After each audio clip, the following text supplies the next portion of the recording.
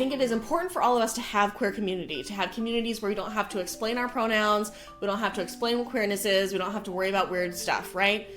And there are not enough of us for that to be enough. I think it is important for all of us to really work at integrating ourselves into the communities that we're a part of and building those bonds and connections with them, because when people know a queer person, they're way less shitty about queer issues than when they've never met one. When people know a trans person and care about them, they're way less shitty about this. The Montana House of Representatives is a great example of this. They had a terrible transphobic bill coming up through the House, but they have 2 reps who are trans, a trans woman and a trans masculine person, who I think is a trans man, but I'm not positive. And those 2 people got up and talked to the other legislators, saying, like, you know me, we've had conversations. This is a bill that would harm me directly. I just want you to think about that.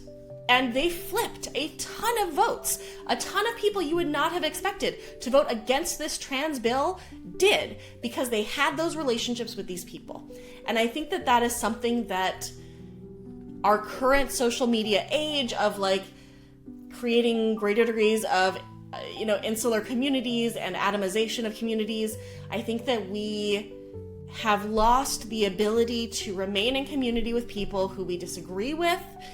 I'm not saying you need to be in community with Nazis, right? Like, there are lines, but, like, who are the people who we can work at connecting with, even if they occasionally say and do some things that are shitty, but who may work at changing those things when there is someone like us who they know and they care about, who helps them see these things differently. I think sometimes the most radical thing we can do is find a way to connect with people around us who aren't exactly our people, but where being in community makes all of us stronger. I think community is the way we get through this.